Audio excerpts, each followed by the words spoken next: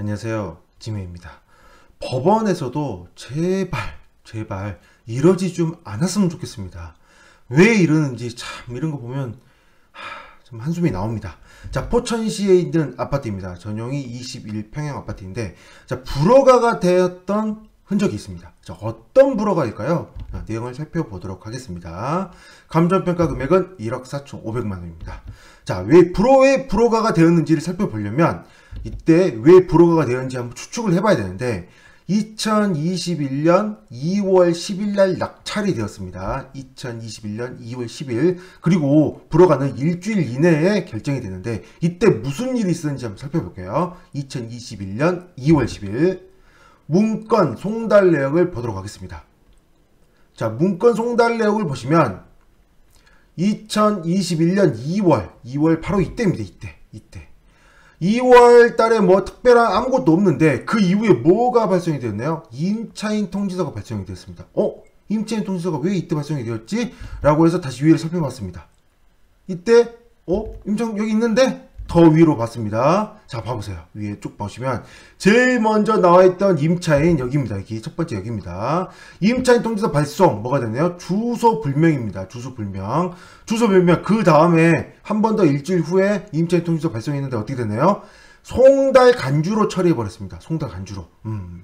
주소 불명 다음에 주소 불명이라는 이유로 송달 간주 처리했습니다. 물론 이럴 수도 있죠. 임차인은 반드시 이 주거지에 살아야 되는 거잖아요. 임차인은 이 주거지에 전입해서 살고 있기 때문에 주소 불명이 처리가 되는 게 확실했다면 송달 간주 처리를 할 수도 있는 거잖아요. 그런데 불허가 그리고 나서 임차인 통지서를 다시 발송을 했는데 도달을 해버렸습니다. 그렇다는 것은 주소 불명이 아니었다고 볼 수 있는 거죠. 그리고 또 2021년 2월 달에 불허가 날 때 당시에 보시면 위쪽에 문건 처리 내역은 법원에서 받는 서류이고요. 그 다음에 방금까지 봤던 송달 내역은 법원에서 발송한 서류인데, 법원에서 받은 내역에 3월 8일 날 뭐가 나오나요? 임차인 이씨 권리신고 및 배당 요구 신청서 제출이라고 했습니다. 즉 이때서야 배당 요구 신청서가 제출이 되었습니다. 이 물건의 배당 요구 종기일이 언제인데요? 자, 2021년 3월 달에 제출이 되었는데, 이 물건의 배당 요구 종기일은 2020년 8월입니다. 한참 지났죠, 한참. 그러면 배당 요구가 어떻게 될까요? 배당 요구 들어간 게 받아질까요, 안 받아질까요? 이거는 매각 물건 명세서를 다시 확인을 해봐야 됩니다.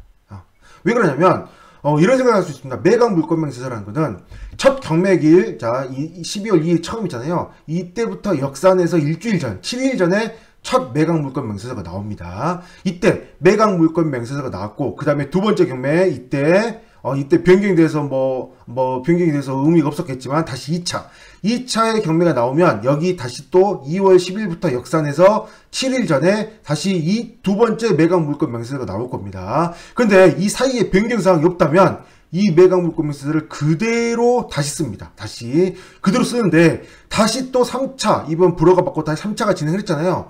3차가 진행을 했는데 봤다시피 세입자한테 문건 송달이 되지 않았고, 다시 세입자가 그 권리신고를 접수를 시켰잖아요. 권리신고를 접수를 했다면 그 권리신고에 접수했던 그 관련된 내용이 만약에 매각 물건 명세서가 기입됐다면 4월 20일이 일주일 전인 14일 4월 14일 날 매각 물건 명세서가 다시 새롭게 나왔을 것입니다.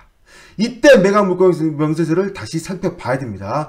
현재 지금 옥션에서 지금 매각 물건 명세서를 볼 수가 있는데요. 이 매각 물건 명세서는 과거의 매각 물건 명세서이기 때문에 아까 위에서 얘기한 여기에 나왔던, 또 여기에 똑같이 나왔던, 여기에 나왔던 매각 물건 명세서이기 때문에 현재 매각 물건 명세서로 판단을 할 수가 없다는 거죠. 그래서 반드시 새로운 매각 물건 명세서가 나오면 다시 한번 꼭 확인을 다시 꼭 해보셔야 됩니다. 제가 이렇게 말씀드린 이유는 세입자한테 송달이 되지 않았고 다시 매각 물건 명세서가 다시 나왔다고 저는 추측을 하고 있잖아요. 그 추측을 확실하게 할 수 있는 증거가 있습니다. 이 물건의 법원 경매 정보를 가서 확인을 해보시면 이게 법원 경매 정보입니다. 경매 정보인데, 법원에 나와 있는 경매 정보를 쭉 보시면 어떤 내용이 하나 보이냐면, 여기 보시면, 여기 보시죠. 자, 배당 요구 종기일이 연기가 되어서 2021년 3월 31일입니다. 2021년 3월 31일. 3월 31일이죠. 그러면 2021년 3월 31일이라는 거는 아까 보여드렸던 3월 8일 날 세입자 서류가 접수되어 있던 거를 받아들이겠다는 얘기인 거죠. 이해되시나요? 그러므로 이 물건은 처음부터 법원에서 세입자한테 발송해야 될 서류를 발송하지 않음으로 인해서 세입자는 이거를 알 수 없었기 때문에 그거에 관련된 항의를 했을 것이고, 그래서 다시 배당 요구 종기일이 끝난 시점에 이미 지났지만 세입자는 배당 요구 신청서를 제출했고 법원에서는 이를 받아들여서 배당 요구 종기일조차도 원래는 2020년 8월이었던 배당 요구 종기일을 2021년 언제로 늘렸어요? 3월 달로 배당 요구 종기를 밀어버렸죠. 이렇게 법원은 이게 이렇게 마음대로 합니다. 이게 자기들은 마음대로 합니다. 우리는 어떻게 되나요? 우리가 어떤 얘기를 딱 했다 그러면 우리는 몰수당하잖아요. 보증금 몰수당하는데 법원은 자기들은 이렇게 마음대로 미루고, 그리고 열심히 입찰을 해서 낙찰받았던 누구 있잖아요. 여기 열심히 해서 낙찰받았던 이 사람들은 시간업일을 했지. 이날 얼마나 조사를 했을까요? 또 이날 또 입찰을 하느라고 또 갔잖아요. 이 15명, 한 명도 아닌 15명이 시간업일을 해서 갔고, 이거 뭐예요? 차비도 하나 못 받고 다 되돌아야 됩니다. 그러고 나서 다시 경매가 나왔을 때 이때 낙찰받았던 사람은 다시 경매 나온 물건을 낙찰받을 수 있는 보장이 없잖아요. 얼마에 낙찰됐지 알 수 없죠. 그래서 저는 이런 거 보면서 참 불허가는 법원의 잘못이긴 하지만 제발 이런 걸로 인해서 불허가 인해서 낙찰자로 이렇게 시간업일 할 수 있는 그런 걸 좀 안 했으면 좋겠습니다. 왜 입찰하는 사람들은 낙찰받고 나면 잘못하면 보증금 몰수당하는데 법원은 왜 페널티가 하나도 없냐고요.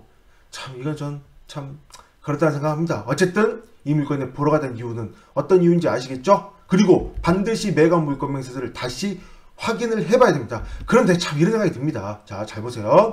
이 물건은 세입자가 있습니다. 세입자 방금 접수한 세입자입니다. 2018년 9월 21일인데요. 이 물건 보시면 말소기준 권리는 2017년 12일입니다. 12월 12일. 즉, 이 세입자는 근저당보다 늦습니다.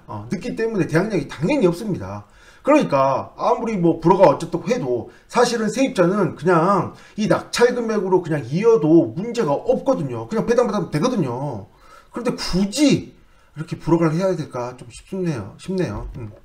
여기 있는 박 씨는 전 소유자가 되고 2017년 3월 22일 날 전입으로 빠르긴 하지만 전 소유자의 전입은 소유권 이전을 한 당일날 전입한 걸로 보게 되고 같은 날 근저당이 들어왔으므로 이길 0시가 되므로 12월 13일 0시가 이 소유자의 전입신고 일자이기 때문에 당연히 대항력이 없습니다. 그러므로 이 물건은 대항력 없는 전소유자, 그리고 여기는 다시 배당 요구를 했지만 결국은 대항력이 없습니다. 즉 입찰자 입장에서는 전부 다 권리상으로 아무런 문제가 없는 물건이에요. 그냥 세입자는 배당받으면 되는 거고 낙찰자는 그냥 낙찰받으면 됐는데 불허가를 내고 이렇게 다시 경매를 굳이 또 진행을 시켜야 될까? 절차가 그렇다는데 제가 뭐라고 하겠어요? 그렇지만 시간이 아깝다는 생각이 들어서 저도 하도 불허가 많이 당해봤거든요. 아깝잖아요, 시간. 네, 여기까지 하겠습니다. 감사합니다.